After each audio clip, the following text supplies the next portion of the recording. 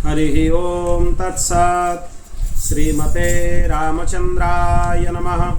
ओम परमहंसा स्वादित चरणकमल चिन्मकरंदाय भक्तजनमानस निवासाय श्रीरामचंद्राय नमः। वागीसा यस्य वदने लक्ष्मीर्यस्य च वक्षसि यस्यास्ति हृदये संवित् तं नृसिंहमहं भजे। विश्वसर्ग विसर्गादि नवलक्षण लक्षितं श्रीकृष्णाख्यं परं धामं जगद्धाम नमामि तत्। प्रह्लाद नारद पराशर पुंडरीक व्यासंबरी ससुक सौनक भीष्मदालभ्यं रुक्मांगदार्जुन वसिष्ठ विभीषणादीन् पुण्यानिमन् परम भागवतान् नमामि। जन्माद्यस्य जतन्वयादितरतः स्यार्थे स्वभिज्ञा स्वराट् तेने ब्रह्महृदाय आदिकवये मुह्यन्ति यत्सूरयः। तेजो वारिमृदं यथा विनिमयो यत्र त्रिसर्गो मृषा धाम्ना स्वेन सदा निरस्तकुहकं सत्यं परं धीमहि। ॐ नारायणं नमस्कृत्य नरं चैव नरोत्तमं देवीं सरस्वतीं व्यासं ततो जयमुदीरयेत्। श्रीसीतानाथसमारम्भं श्रीरामानन्दार्यमध्यमम् अस्मदाचार्यपर्यन्तं वन्दे श्रीगुरुपरम्पराम्। श्रीमन्नारायण नारायण नारायण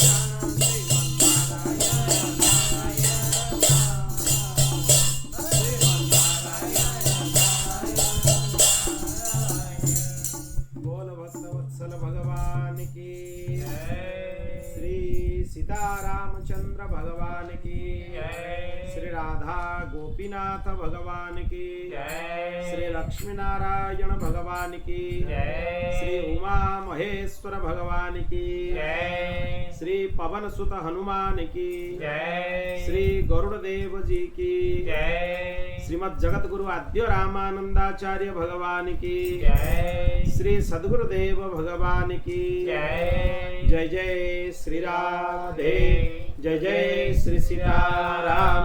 हर हर महादेव। निताय गौर हरि बोल। भक्तवत्सल भगवानकर महती कृपा अनुकंपारु आज आम श्रीमद् भागवत कथार 20 दिवस 20 नंबर दिवस रे प्रवेश करिबा। महात्म्यर चर्चा चलीथिला। स्कंध पुराणोक्त महात्म्य तृतीय अध्याय 47 नंबर श्लोक पर्यंत चर्चा हो सारी, जो थे कि उद्धव भागवत कथा शुणाउथुले क्या श्रीकृष्ण राणी मानू वज्रनाभ को आउ परीक्षित से समय रे उद्धव कहते श्रीमद् भागवत महात्म्य मोर गुरु बृहस्पति पाखर मुझे शुणी बहुत आनंदित होती मु यार रस आस्वादन करी। तेणु यही कथार आश्रय रे गोपी मान सहित भगवत चर्चा करने मु सक्षम होती केवल यही कथार प्रभाव रे। जेतेबेले भगवान लीला संवरण करने समय हो गला, स्वधाम गमन करने समय हो गला, भगवान स्वधाम प्रत्यागमन समय, से समय रे ब्रह्मादि देवता माने आसिकी भगवान को स्तुति कले। मु अश्वत्थ वृक्ष मूल आगे ठिया होइकी भगवान को प्रार्थना करुथुली। भगवान निजे श्रीमद् भागवतर जो रहस्य ताकू मते उपदेश कले, मो भितर ताकू रोपण करदेले। माने एकादश स्कंदटा भगवान उपदेश करिसेंती काहन उद्धव को। भगवान स्वधाम गमन पूर्वर एकादश स्कंदर उपदेश प्रदान करिकी गले। तारी प्रभाव रे मु बद्रिकाश्रम रे रहिकी भी ब्रजरे लता गुल्म रे निवास करुची। माने एका समय रे उद्धव दुईटा जगह रे अछि। भगवान कर अभिन्न स्वरूप, भगवान जमती सर्वतंत्र स्वतंत्र सब जगह रे रही परिवे, उद्धव भी एका बेले दुईटा जगह रे अछि। बद्रिकाश्रम रे भी अछंती आ ब्रजमंडल रे भी लता गुल्म होइकी अछंती। कोउटी अछंती ना नारद कुंड पाखरे, गोवर्धन पर्वत पाखरे मु अछि। श्रीमद् भागवत सेवन कले भगवत भक्त मानकु श्रीकृष्णंकर तत्वर ज्योति प्राप्त हुए। तेणु मुझे भागवत पाठ करी, भागवत विषय प्रवचन करी। ए काम रे तुम मानकु मते साहाय्य करिबा पई पड़िबो। परीक्षित पचारिले आपण श्रीमद् भागवत कीर्तन करंतु, मते कौन सहायता करिवार अछि कहंतु। तेणु उद्धव कहिले जेहेतु भगवान स्वधाम गमन करि सारलेनी, कलिजुगर प्रभाव प्राय आरंभ हो गलानी। सब कलिजुग आसी सारलानी, तार विस्तार आरंभ हो गलानी। तेणु कलिजुग निश्चय हरिकथार विघ्न घटे, निश्चय असुविधा आणिबो। तुमे दिग्विजय निमंते बाहर की कलिजुग को आयत्त कर, कलिजुग को नियंत्रण कर, तेबे जाइकी तुमे जदि कलिजुगटा को आयत्त करिवो, नियंत्रण करिवो, मु एक मास पर्यंत भागवत कथा तुमको सुनेबी। कलिजुगटा को नियंत्रित न कले भागवत कथा मु सुनै परिबिनी। कारण कथा आरंभ होइथिबो कलिजुग बाधा उपजेइबो। एबे भी उपजेइछि, अनेक समय रे उपजौछि, सब आड़े चिंतन मनन रे भी बाधा उपजौछि। तेणु कलि निग्रह पई आज्ञा दिया गला राजा परीक्षित को जे आपण कलिजुगर निग्रह करंतु। जदि एमती भाव रे आपण भगवान कर कथा को ध्यान पूर्वक सुनिबे, ताले मु निश्चय भगवान कर लोक रे आपण मान को नेकी पहुंचै देबी, भगवत धाम रे आपण मान को नेकी प्रवेश करई देबी। उद्धव को कथा सुनिकी परीक्षित चिंता कले जे मु कलिजुग को दमन करिवि। किंतु एक कथा भी तांको मन को आसिला जे भागवत कथा सुनिबार मु वंचित होई, मु सिना कलि निग्रह करिबा पई बाहरी जिबी, किंतु भागवत कथा उद्धव को मुहरु जोटा सुनिबा कथा सेटा सुनिबार सुजोग मते मिलिबोनी। परीक्षित तांको मने मने बहुत दुख कले। से कहिले मु कलिजुग को अवश्य आयत्त करिवि, किंतु आपण को मुहरु कथा सुनि परिबिनी। उद्धव कहले तुमे चिंता करनी, तुमे ही भागवत शास्त्र प्रकृत अधिकारी। परीक्षित को कहले तुमे बिल्कुल चिंता करनी। सांसारिक कर्म रे जीव माने बहुत प्रकार व्यस्त रुहंती, सेति पय भागवत विषय रे लोक जानि पारंती। उद्धव कहउछन्ती तुमरी कृपारु सब संसारी लोक मान को भागवत मिलिबो। जोड़ा गुप्त विद्या थिला, सार्वजनीन ही नथिला, समस्ते जानि नथिले, ग्रंथ लिपिबद्ध ही नथिला, से विद्या समस्त को सुलभ हबो। केवल राजा परीक्षित तुम पई केमिति तांको पई सुलभ हैला ना, राजा परीक्षित को सुखदेव जी उपदेश कले बोली सुतमुनि बसिके सुनिले। सुतमुनि सौनकादि 88,000 ऋषि को सुनैले, भागवत विद्यार प्रचार आरंभ हो गला। तेणु भागवतर प्रचार पई प्रकृतर परीक्षितंकर भूमिका बहुत। तेणु तांको श्रवण भक्तिर आचार्य कहा जाए परीक्षित राजा। तेणु गोटे कथा भल कि मन रख परीक्षित, नंदनंदन रूपस्तु श्री सुको भगवान ऋषि श्रीमद्भागवतम तुभ्यम श्रावयिष्यत्य संशयम। साक्षात नंदनंदन श्रीकृष्ण ही होचंती सुखदेव, तांकर अभिन्न स्वरूप। सीए तुमको भागवत कथा सुनैबे, एथरे टिके भी संदेह नहीं। तांकरी कथा श्रवण करिकी तुमे श्रीकृष्ण को नित्य धाम को प्राप्त हब निज जीवन अंतिम समय रे। तेणु तुमे व्यस्त हुओनी, परीक्षित जाओ कली निग्रह कर जाओ, तुम अंतिम समय तुमको सुखदेव जी मुहर भागवत शुणा मिले। जी निजे भागवतर सचल विग्रह, सुखदेव जी को भागवतर सचल विग्रह कहुए, तांको मुहर तुमको कथा शुणा मिलिबो। तस्मात्त्वं गच्छ राजेन्द्र कली निग्रह माचर। तेणु हे राजा तुमे जाओ कलिजुग को निग्रह कर। एक कथा शुणिकी परीक्षित उद्धव को परिक्रमा कले, दिग्विजय पाई बाहरी गले। वज्रनाभ निजर पुत्र प्रतिबाहु को मथुरार राजा करदेले। आउ सी भागवत शुणिकी से गोवर्धन तटरे रहिबा को लगे। वज्रनाभ आ फेरले सी भागवत शुणिले उद्धव। एक मास पर्यंत भागवतर रस प्रवाहित हैला, भागवतर धारा प्रवाहित हैला।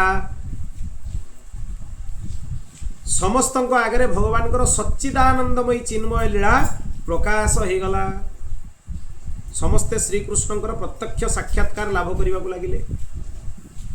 व्यवहारिक लीला श्रवण कला माने भगवान वास्तव लीला भितर प्रवेश प्राप्त हुए। एक कथा होची तार प्रमाण। सेतेबेले श्रोता माने निजको भगवान को स्वरूप रे स्थित थिवा देखिबा को पाइले, माने से माने भगवान को पाखरे अछंती, भगवान को भितरे अछंती। वज्रनाभ देखिले जे से श्रीकृष्ण को डाहाण चरण कमल ने अछंती, से भगवान को देहरे अछंती, तांको डाहाण पादरे अछंती। तेणु श्रीकृष्ण को विच्छेद जनित जो शोक तांको भितरे थिला, से शोक आपे तांको भितरु दूरेई गला। ता सहित सबु राणी माने भी भगवान श्रीकृष्ण को अंग प्रत्यंग निजको देखा पाइले।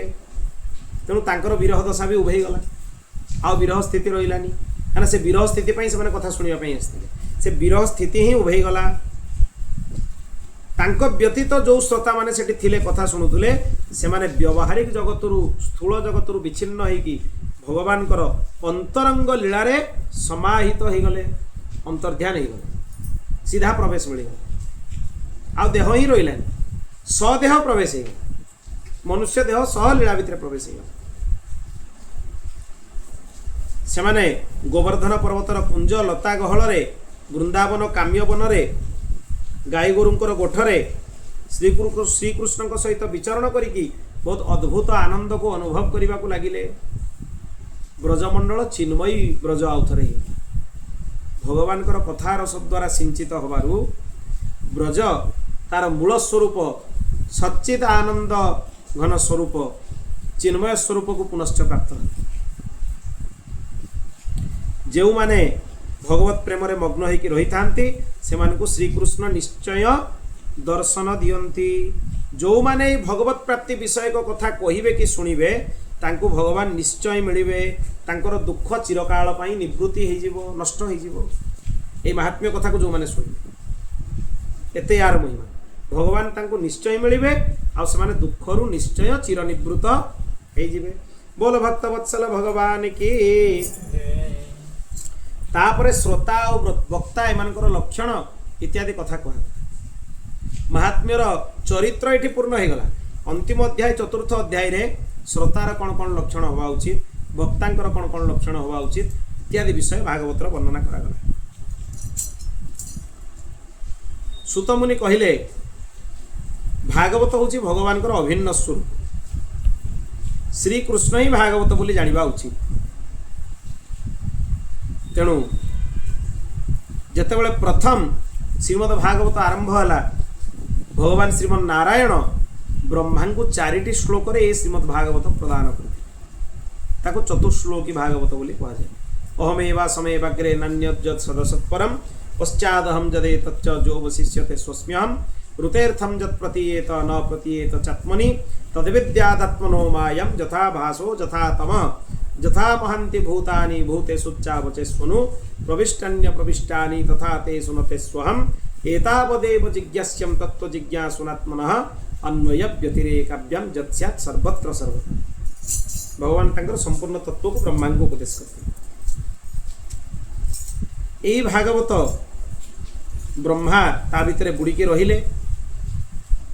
यही भागवत विस्तार होबारु आकु भगवान वेदव्यास सुखदेव आदि या गान करिसेंती। यार श्लोक संख्या है 18,000। प्रकृत रे श्रोता मानकर वर्णना वर्तमान आरंभ कले। श्रोता माने होचंती दुई प्रकार, गोटे होची प्रवर माने उत्तम आ गोटे अबर माने अधम। प्रवर श्रोता पुणी चारि प्रकार अछंती, चातक, हंस, शुक आ मीन। आ जो गुड़ाक अधम माने अबर सी भी चारि प्रकार, ब्रुक, भुरुंड, वृष आ उष्ट। ये चार चारि भेदर अछंती माने श्रोता। एइटु गोटे गोटे करी वर्तमान वर्णना करा जिबा। आगे उत्तम मानकर वर्णना आरंभ होला। चातक, चातक गोटे पक्षी विशेषण ना। सी अपेक्षा करके रही थाए आकाश रु बरसुथुबा जल सबु छाड़ी देकी सी केवल स्वाति नक्षत्र जल को ग्रहण करने पर अपेक्षा करके बसता। सेमती जे उत्तम श्रोता सी सबु छाड़ी देकी केवल भगवान कथा श्रवण करिवार व्रत धारण करे, सी चातक श्रेणीर श्रोता। द्वितीय है हंस। हंसर गोटे विशेष गुण अच्छे, क्षीर आ नीर को मिसेकी देदेले हंस क्षीरटा को नहीं पानीटा को छाड़देव, नीरटा रही पानी रही। हंसर गोटे विशेष लक्षण अच्छे। तेणु जे हंस श्रेणीर श्रोता से माने कथार सार भाग ग्रहण करी अन्य विषय को छाड़ी दियंती। तापरे आसीबो सुआ, तृतीय श्रेणी। सुआ तार गोटे विशेष गुण अच्छे, ताको भल भाव जोटा शिखाई दिया जिवो ताको बारंबार से गाइबो, आवृत्ति करिवो। सेमती जो कथा को सुनिला परे श्रोता बारंबार ताको सुंदर करिके गाए, अन्य मान को सुनाए, ताको सुक श्रेणीर श्रोता को। प्रथम आसिला चातक, द्वितीय रे होची हंस, तृतीय रे होची सुक, तापरे आसीबो मीन। मीन श्रोता कौन? क्षीर सागर माछ जमिति मौन होइकि अपलक नयन रे क्षीर पान करे। क्षीर सागर मत्स्य माने अन्य किछि खांदिनी, खाली क्षीर पान करंती। सेमती जे श्रोता कथा सुनिबा समय रे अनिमिष नयन रे जे कथाभ्यास तांको आड़ को चाहिकी अन्य आड़े मन न देई केवल कथा रस को पान करे, एकाग्रता पूर्वक पान करे, ताकू मीन श्रेणीर श्रोता कहे। ये हेले चारि प्रकार श्रोता। वर्तमान चारि प्रकार रे माने उत्तम श्रोता, तापरे अधम श्रोता चारि प्रकार अछंती। से माने कोन कोन सुन। प्रथम आसीबो ब्रुक। हेटा बाघ को ब्रुक कहा जाए संस्कृत में। मधुर वेणु शब्द शुणिकी तन्मय होइतिबा वनवासी मृगटा को जिमिति हेटा गर्जन करिकी डराए, हरिण माने वंशी शब्द शुणिले मोहित होइकी रही जाती। से सुंदर शब्द आड़ को ध्यान दियंती, तांकर गोटे विशेष गुण अच्छी, किंतु हेटा तांको भयभीत कराए। सेमिति मूर्ख श्रोता कथा मझिरे भीषण गर्जन करिकी श्रोता मान को उद्विग्न करे, कथारे व्याघात सृष्टि करे, ताकू ब्रुक श्रेणीर श्रोता। अधम श्रोता कथारे व्याघात करबा उचित। द्वितीय होची भुरुंड, द्वितीय श्रेणी। भुरुंड गोटे जातिर पक्षी, से हिमालयर शिखर रे वास करे। अन्यर शिक्षाप्रद कथा शुणिकी भुरुंड से अनुरूप लाभ करे, किंतु निजे किसी शिखेनी कि तार लाभ उठे पारे। से बारंबार शुणे भागवत रे उद्धार केमिति हो, 50 थर शुणला परे भी निज व्यवहार रे भागवत आसी पारे नाही, केवल कथारे बाणी रे ही रही जाए। से प्रकार श्रोता कथाभ्यासंकर उपदेश सब शुणती, किंतु काम रे किछि लगांती नाही, से मानकु भुरुंड कहा जाए। निज आचरण को केबे भी आसे नाही। तापरे वृष माने षंढ बा बलद, तांको वृष श्रेणीर श्रोता कहा जाए। षंढ को अंगुर कोली देले से ताकू खाई जाए, पिता पीड़िया देले भी से खाई जाए। सेमिति किछि श्रोता अछंती, से सब प्रकार कथा शुणती, सार कौन असार कौन किछि बुझी पारंती, भल मंद किछि बुझी पारंती। से जहाँ जो मिलला शुणीदेले, कोटा कुसंग कोटा सत्संग ता भितर से विचार करि पारंती नाही। से माननकु एई वृष श्रेणीर श्रोता कहा। आ चतुर्थ रे ओट। ओटटा मधुर आंब खाइबारे मन न देकी पिता निमपत्र चुबेबा ताको भल लागे। ओटर गोटे विशेष गुण अछि, ताको मीठा आंब भल लागेनि, किंतु निमपत्र पिता निमपत्र जेते पिता हेले भी ताको निमपत्र चुबेइते भल लागे।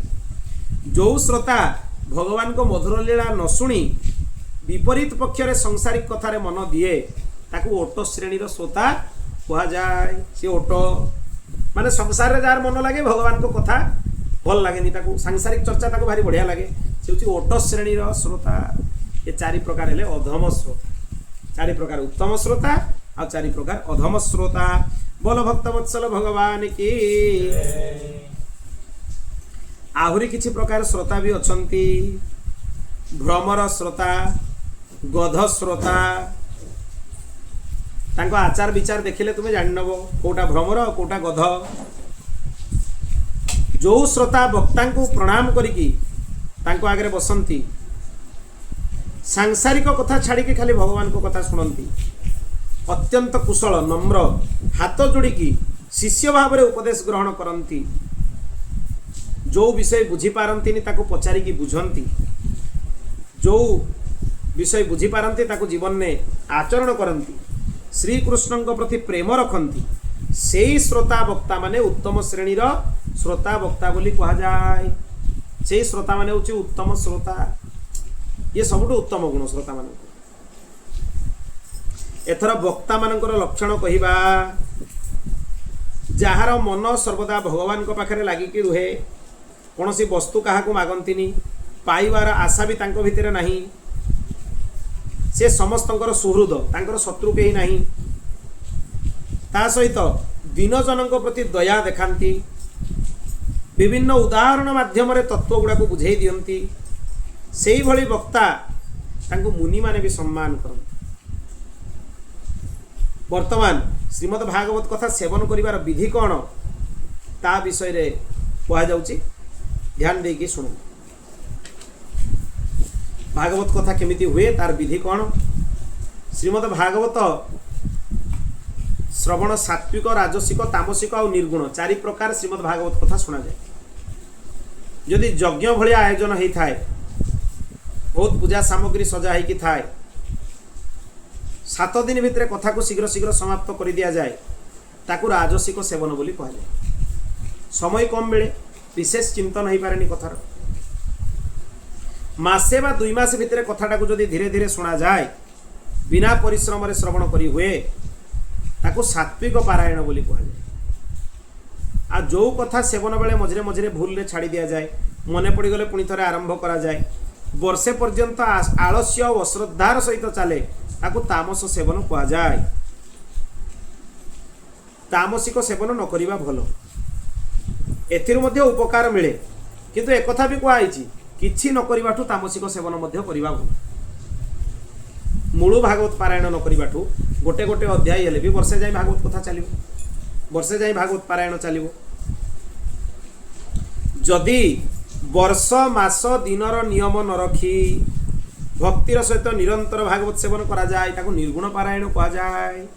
ये सबुठु उत्कृष्ट आमर जोटा चलछि।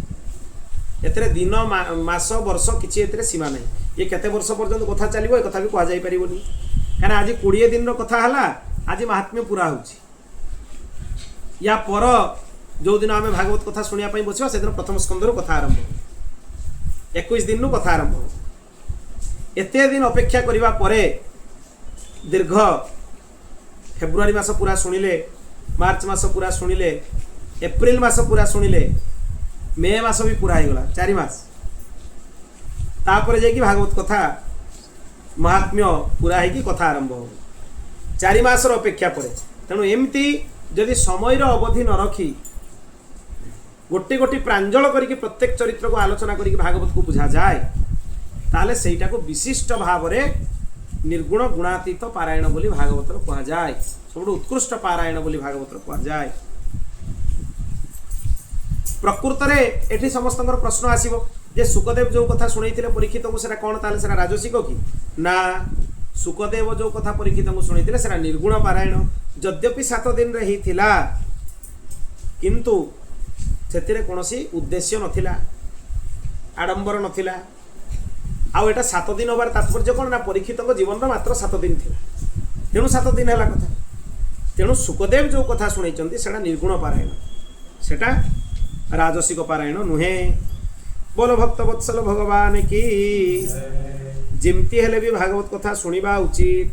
भागवत होची परम धन। भागवत हूँ भवरोगर महौषधि निरंतर भागवत कथा शुणा उचित। भागवत संसार भोग मध्य प्रदान करें किंतु भागवत पाखरे संसार भौतिक भोग प्राप्ति पाई हाथ माने पसारिकी तांको पाखरे हाथ देखैबा ये उत्तम श्रोतार लक्षण नुहे। जहांको घरे श्रीमद् भागवत चर्चा होउथाय जो माने भागवत कथा निरंतर श्रवण करंती तांको घरे सदा सर्वदा भगवानकर वास होइथाय। तांको समस्ते सहायता मध्य करिबा उचित। श्री कृष्ण को पाइबा पाई ही भागवत कथा शुणिबा उचित। भागवत कथार गोटे ही उद्देश्य होगा उचित जे श्री कृष्ण केमिति हमको मिलिबे। तापरे पुणी दी प्रकार श्रोता वक्तांकर कथा कुहाइछि। कृष्णार्थीति धनार्थीति श्रोता वक्ता द्विधा मतः यथा वक्ता तथा श्रोता तत्र सौख्यम विवर्धते। किछि श्रोता अछंती से माने होचंती अर्थार्थी माने संसार रो धन इत्यादि वस्तु पाइबा पई हरि कथा सुनंती एटा निकृष्ट धर्म। किछि श्रोता और वक्ता अछंती कृष्णार्थी माने श्री कृष्ण को पाइबा पई से माने कथा कहंती बा कथा सुनंती। तेणु से मानकु ही सबटु सिद्ध श्रेणी रो श्रोता बा वक्ता कहा जाय। प्रकृत रे विधि तो अनेक अछि किंतु श्री कृष्ण को पाइबा को चाहूतबा श्रोता वक्ता किछि विधि रे तांकर त्रुटि रही गले भी तांकर विधि जनित कोनोसी दोष ग्रहण हुए नाही। तामाने निष्काम अनुष्ठान जदि हेतिबो सकाम अनुष्ठान हेतिबो जदि भूल हुए सेगुडा को दंडनीय अपराध बोली कहा जाए। कर्मकांडर कोनोसी सकाम अनुष्ठान ने अपराध हेले अपराध धरा जाए। निष्काम अनुष्ठान जोटा ही थाए कोनोसी भी पूजा हो यज्ञ हो भागवत कथा हो सेतरे अपराध हेले से अपराधटा क्षमणीय क्षमा कर दिया जाए। तेणु प्रत्येक दिन भागवत कथा सावधान होकर शुणा उचित। अनुष्ठान पूर्वक कथा कले प्रातः काल उठिकी स्नान आदि नित्यकर्म सारी भगवान को चरणामृत पान करी श्रीमद् भागवत ग्रंथ को पूजा करने उचित। जो कथाव्यास तांको पूजा करने उचित। ता सहित मौन होइकी दुग्ध बा क्षीरी भोजन करिकी व्रत पूर्वक कथा शुणा उचित। यदि अनुष्ठान पूर्वक कथा शुणा जाए ब्रह्मचर्य पालन करने उचित। खट पलंक व्यवहार न करिकी भूमि रे सोइबा उचित। क्रोध लोभ आदि त्याग करने उचित। कथा आरंभ रे आ शेष रे कीर्तन करने उचित। ता सह शेष दिन रात्रि जागरण एकादशी भलिया करने उचित। तापरे ब्राह्मण मान को भोजन करई दक्षिणा दे संतुष्ट करने उचित। गुरु को अर्थात कथावाचकों को वस्त्र आभूषण दे कि गोदान मध्य करा जाई परिबो। एमती विधि विधान ने यदि भागवत कथा करा जाए तेबे मनुष्य को तार मनोवांछित फल प्राप्त हो। एटा अनुष्ठान विधि किंतु सकाम भाव रे बारंबार कहाउची विडंबना। कृष्ण प्राप्ति करम सस्वत प्रेमानंद फलप्रदम श्रीमद् भागवतम शास्त्रम कलौ क्षीरेण भासितम। सुखदेव द्वारा कथित ये जो भागवत कथा ये साक्षात कलिजुग रे श्री कृष्ण को प्राप्ति कराए प्रेम आनंद प्रदान कराए। तेणु निरंतर श्रीमद् भागवत कथा श्रवण करिबा उचित। समाप्तमिदं श्रीमद् भागवत माहात्म्यम हरि ओम तत्सत्। श्रीमद् भागवतर आहुरी किछि महात्म्य अछि। स्कंध पुराणर विष्णु खंडर मार्गशीर महात्म्यर अध्याय 16 रे किछि श्लोक दिया हिछि। एगुड़ा विशेष भाव में अच्छी यही अध्याय भितर से गुड़ा नहीं एगुड़ा अलग दिखाई। तेणु आपको मध्य ध्यान देकी श्रवण करंतु। श्रीमद् भागवत लोक विख्यात पुराण। तेणु प्रत्येक दिन जी श्रीमद् भागवत शुणे बा पढ़े श्रीकृष्ण ता उपरे संतुष्ट हो जाते। केते सरल साधन भागवत शुण श्रीकृष्ण तुम उपरे संतुष्ट हो निरंतर प्रत्येक दिन शुण। नित्यं भागवतं जस्तु पुराणं पठते नरः प्रत्यक्षरम भवेत् तस्य कपिलादानजं फलम। जे प्रत्येक दिन भागवत पाठ करे प्रत्येक अक्षर उच्चारण करे तार प्रत्येक अक्षर रे गोटे लेखा कपिला गाई दान करिवार पुण्य प्राप्त हुए। तो महिमा देखिले भागवतर गोटे अक्षर माने गोटे कपिला गाई दान सेतिके पुण्य एते महिमा भागवतंकर भागवतर गोटे श्लोक हो अधा श्लोक हो श्लोकार चारि भागर भागे हो ताकू जे पाठ करे ताकू 1000 गोदानर फल मिले भागवतर गोटे दुटा श्लोक तो अभ्यास करदबा उचित सरल श्लोक समस्त जानिछन्ति बहुत श्लोक अछि कृष्णाय वासुदेवाय देवकी नंदनाय च नंद गोप कुमाराय गोविंदाय नमो नमः आ घोषि दियो भागवतर श्लोक गोटे श्लोक पढ़ी दियो 1000 गोदान हो जीव प्रति नले कृष्णाय वासुदेवाय हरये परमात्मने प्रणतः क्लेशनाशाय गोविंदाय नमो नमः तामने ए श्लोकटा को प्रत्येक दिन जे पाठ करिवो जे कोनोसी श्रीमद् भागवतर श्लोक को प्रत्येक दिन पाठ करिवो ताको 1000 गोदानर फल प्राप्त हबो जे प्रत्येक दिन भागवतर गोटे श्लोक पाठ करे ताको 18टा पुराण पाठर फल प्राप्त हुए 18टा जाक पुराण जोठी मो विषय रे चर्चा हुए से प्रहलाद प्रभृति विष्णु पार्षद माने वास करती आ जोठी भागवत को पूजा करा जाए सेठी कलिजुगर शासन चले नाही जहांकर गृह रे वैष्णव शास्त्र माने थांती से समस्त पाप रु मुक्त होइकी देवगणों द्वारा वंदित हो जाए पुणी कलिजुगर जे भागवत शास्त्र को नित्य स्वगृह रे पाठ करती पूजा करती मु तांको उपरे सब बेले प्रसन्न रुहे भगवान कहउचंती जहा घरे भागवत बही थाए तार पितृपुरुषों को क्षीर घी महू आ मधुर जल सब बेले पान करने को मिले माने पितृगण भी ता उपरे संतुष्ट होइकी रुहନ୍ତି जहा घरे भागवत ग्रंथ थिबो ए मूल संस्कृत ग्रंथ समस्त घरे भागवत रहिबा उचित गीता प्रेस तो ओडिया करिकि भी प्रकाश कर दैचंती ओडिया अर्थ सहित प्रकाश कर दैचंती तेणु गोटे गोटे भागवत 2 खंड संपूर्ण भागवत प्रकाश होइछि भागवत मूल ग्रंथ समस्त घरे रहिबा उचित ता द्वारा केते महिमा देखो जो माने भक्ति सहकारे विष्णु भक्त को भागवत ग्रंथ दियंती से माने 1000 कोटि कल्प पर्यंत वैकुंठ रे निवास करंती विष्णु भक्त को भागवत ग्रंथ दान करिबा उचित जे भागवत को पूजा करंती से सबु देवता मान को तृप्त कर दियंती जो घरे भागवतर गोटे श्लोक अधा श्लोक चतुर्थांश श्लोक रखा जाए तार महिमा वर्णना करिबारे केही सक्षम होई परिबेनी जहा घरे कलिजुगरे भागवत नाही ताकू जमराजंक पासरु मुक्त केबे भी करा जाई परिबो नाही माने ता घरे सब जमदंड पाई जहा घरे भागवत नाही तेणु शुणिबार श्रोता माने तुरंत यथाशीघ्र निज घरे भागवत को विराजमान कर दियंतु भागवत रहिला माने ग्रंथ तार महिमा तापरे पाठ तो करिबा उचित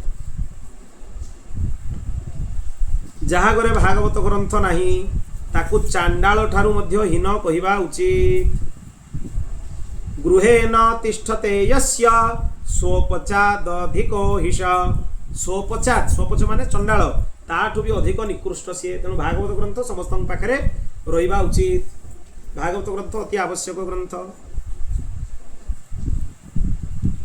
हे ब्रह्मा मते संतुष्ट करिबा पई एटी बहुत ध्यान देकी सुनंतु हे ब्रह्मा मते संतुष्ट करिबा पई निजर सर्वस्व विनिमय करिकि भी मनुष्य वैष्णव शास्त्र को जीवन सारा संग्रह करिबा उचित सर्वस्व विनिमय करदबा उचित किंतु वैष्णव शास्त्र को संग्रह करिबा उचित आजीवन जीवन सारा सर्व श्लोक भी कहि दउछि सर्वस्वेनापि लोकेश कर्तव्य शास्त्र संग्रह वैष्णवस्तु सदा भक्त्या तुष्ट्यर्थम मम पुत्रक भगवान कर प्रसन्नता पे वैष्णव ग्रंथ को संग्रह करिबा उचित आजीवन पर्यंत जो स्थान रे भागवत शास्त्र रखा जाए मु सबु देवता मान सहित सेठी निवास करे भगवान कहले सबु देवता मु एका संगे सेठी रहू जोटी भागवत ग्रंथ थाए सबु तीर्थ माने सेठी रुहंती समस्त यज्ञ सेठी हो जाए समस्त पुरी माने निवास करंती जस धर्म विजय पाई पापक्षय पाई मोक्ष लाभ करिबा पाई मनुष्य भागवत कथा नित्य सुनिबा उचित श्रवण करिबा उचित ये आयु आरोग्य और पुष्टि प्रदान करे सबु पापरु मुक्त कर दिए जो माने भागवत कथा शुणती जमराज तांको शासन करती शासन शासक किए वैवस्वतः जमराज तांकर शासक जी बहुत बढ़िया कथा आपण मान लिखाई न गच्छति जदा मर्त्यः श्रोतुं भागवतं सुत एकादश्यां विशेषेण नास्ति पापरतस्तत। हे ब्रह्मा जी नियमित विशेष भाव में एकादशी दिन भागवत शुणा को जाए नहीं ताठू बड़ पापी आउ दुनिया रे कहीं नहांती। अन्य दिन तो शुणापी जावा उचित जे एकादशी दिन भागवत कथा शुणापी न जाए ताठू बड़ पापी आउ दुनिया रे कहीं नहांती। आपण मानकर बहुत पुण्य भागवत शुणापी एकादशी दिन आसिक उपस्थित हो जाइछंती। भगवान सबू आपणकर आचरण कौन ठीक हम न हम शास्त्र तापाई परम प्रमाण शास्त्र ही कही देइछंती। जहाँ गृह भागवतर श्लोक रुहे मु ता घरे निवास करे। जिमिति बाछुरी पछे पछे गोमाता अनुधावन करे मु भागवत कथा स्थल रे जाइए पहुँची जाए। भगवान कहले जो भागवत कथा होची भगवान अछंती ताठू अन्य जगह ही किछि नहीं। एटा ही ए जो श्लोकटा बारंबार मु कहे मत्कथा वाचकम नित्यम मत्कथा श्रवणे रतम मत्कथा प्रीत मनसम नाहम त्यक्षामि ते नरम। जे मो विषय रे चर्चा करे नित्य मो कथा श्रवण करे मो विषय शुणिकी ता मन खुशी हो जाए प्रफुल्लित हो जाए ए तीन जन को मु केबे भी परित्याग करे नहीं। भगवान तीन जन को केबे भी छाड़ंतीनी। जे भागवत को देखिकी निज आसन उठिकी ठिया हुएनी तार वर्षकर पुण्य नष्ट हो जाए। भागवत ग्रंथ आसुचंती शोभा यात्रा होची तांको देखिकी जे आसन ठिया होबनी बा वक्ता आसिला बेलको जेतले व्यासपीठ रे समासीन होंती तांको समादरण करिवो तार गोटे वर्षर पुण्य नष्ट हो जाए।